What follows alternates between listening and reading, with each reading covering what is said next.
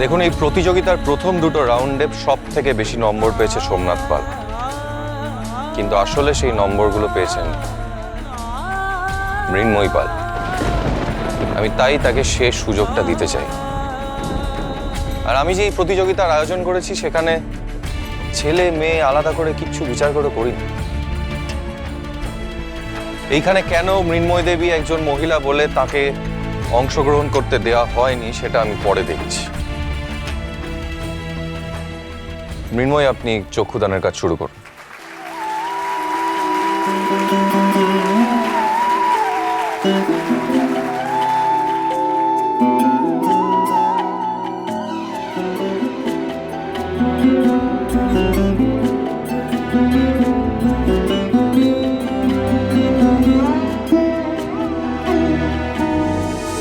যে হাতে আমি কাঠামো বেঁধেছি, যে হাতে দিয়েছি মাটি, সেই হাত আজ শিখেছে লড়াই, বেঁচে থাকা পরিপাটি।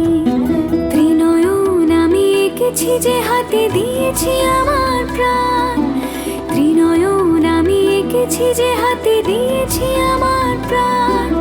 সেই চোখ দিয়ে দেখেছি পৃথিবী, বেঁধেছি আমার গান। বাজলো তোমার আলোর বেনু,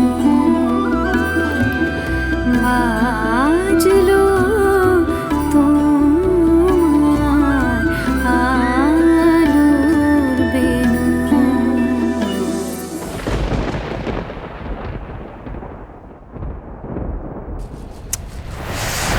শোন, দেখলে তো? না না, দেখো দেখো মিনু কিভাবে তোমাকে ঠকিয়ে দিল। হ্যাঁ,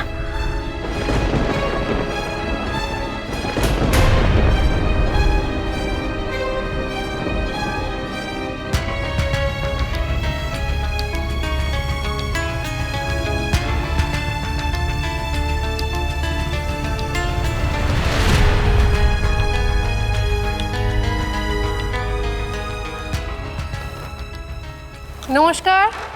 আমি জানি সকলে অধীর আগ্রহে অপেক্ষা করছেন এবং পরেশবাবু, ওনার নাম পরেশবাবু, ওনার জন্য একটা জোরে হাততালি হোক প্লিজ। পরেশবাবু যে ট্রফিটা হাতে নিয়ে আছেন তার নিচে একটা লম্বা চেক রয়েছে, যেখানে একটা সংখ্যা বসানো রয়েছে, যেটা কত সংখ্যা মানে কতটা টাকার পরিমাণ ওখানে রয়েছে। আমি একটু, আমার পাশে দাঁড়িয়ে রয়েছেন প্রতিযোগী মৃন্ময়ীর কাছ থেকে জানতে হবে। মৃন্ময়ী, কত টাকা রয়েছে এখানে চেকে? 1 কোটি টাকা। 1 কোটি টাকার পুরস্কার এবং সঙ্গে এই ট্রফিটি উঠে যাচ্ছে যার হাতে, তার নাম ঘোষণা করব। কিন্তু তার আগে আপনাদের সকলকে ধন্যবাদ জানাবো এবং আমি জানতে চাইবো আমাদের দুজনের সঙ্গে আপনাদের মত মেলে কি না। দেখি একটু আপনাদের কি মনে হয় কে জিতলো, এই যে 1 কোটি টাকা কার হাতে উঠতে চলেছে?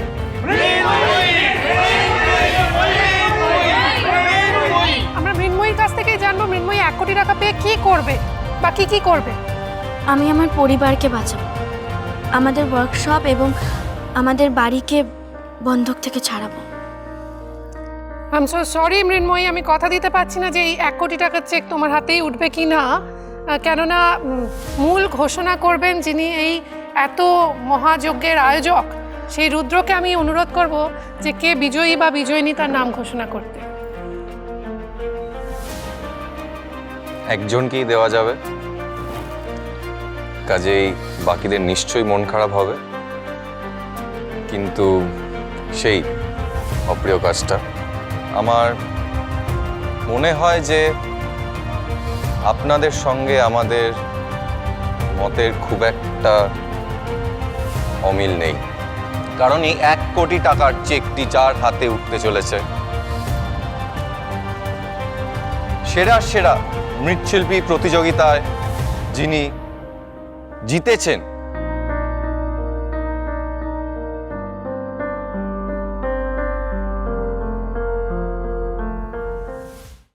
তার নাম মৃন্ময়ী পাল।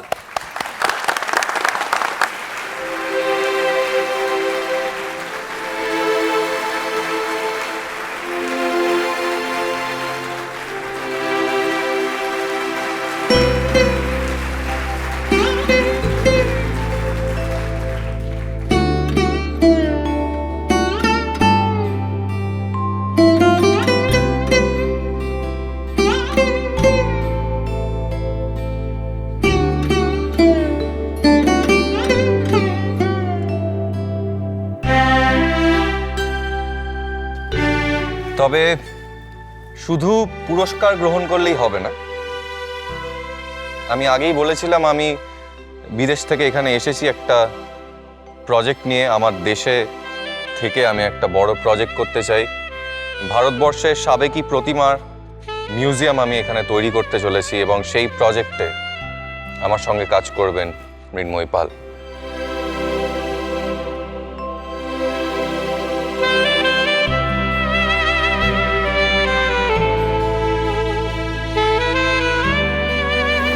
এই নাও মা, এই চেকটা তোমার। ধরো। আমাকে কেন দিচ্ছিস রে? এই চেকটা তুমি আন্টিকে কেন দিচ্ছ? এতে তো সোমের অধিকার, তো সোমের পাওয়া উচিত। এই চেকটার ওপর পাল বাড়ির অধিকার আছে, আর কারণ নয়। কি বাবা, তাই তো? একদম ঠিক। ইন্দ্র, তুই এক্ষুনি চেকটা ব্যাংকে জমা দিয়ে আয়। সন্ধ্যের মধ্যে যাতে মিনুর অ্যাকাউন্টে টাকাটা চলে আসে সেইভাবে একটা স্পেশাল অ্যাপ্লিকেশন দিয়ে আয়। ঠিক আছে। মা, ও কোথায়? এখানেই তো একটু আগেই তো ছিল। ওই তো দাদা ভাই।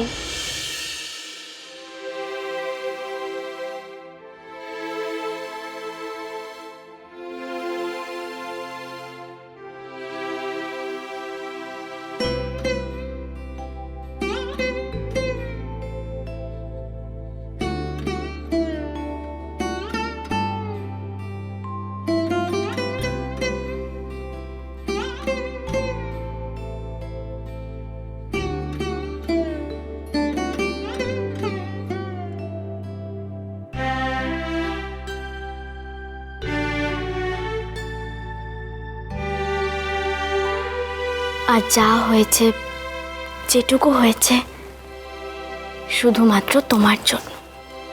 কি আর পারলে মিনু? তোমার এই গোড়া মূর্তি প্রতিমা, তোমার এই চক্ষু দান করা প্রতিমা, কেউ কি পুজো করবে? এটা একটা প্রতিযোগিতা মাত্র। তাই তোমাকে এই কাজটা করার সুযোগ দেওয়া হয়েছে। কিন্তু যে প্রতিমার পুজো হয় সেই প্রতিমা তো তুমি বানাতে পারবে না মিনু। কারণ আমাদের সমাজে মহিলাদের বানানো প্রতিমা, চক্ষু দান করা প্রতিমা, তাদের কেউ পুজো করে না। দেখো তোমার বানানো প্রতিমা সত্যি পুজো পায় কিনা। তুমি এই কথাটা বলছো? হ্যাঁ বলছি। বলো, অ্যাকসেপ্ট করতে পারবে এই চ্যালেঞ্জ? ঠিক আছে, আমি পারবো।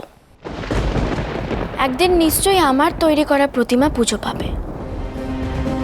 তুমি দেখে নিও, মেয়েরাও যে ঠাকুর তৈরি করতে পারে, মেয়েরাও যে মায়ের চোখ আঁকতে পারে, মেয়েরাও যে মৃৎশিল্পী হতে পারে, সেটা একদিন সবাই মেনে নেবে।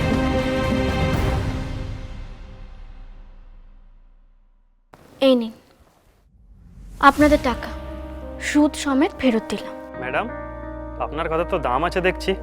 সত্যি এতগুলো টাকা একবারে শোধ করে দিলেন? আমরা এত বাড়ি খালি করে দিয়েছি, কোনোদিন এমনটা দেখিনি।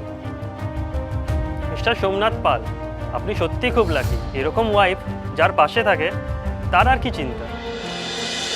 বাজলো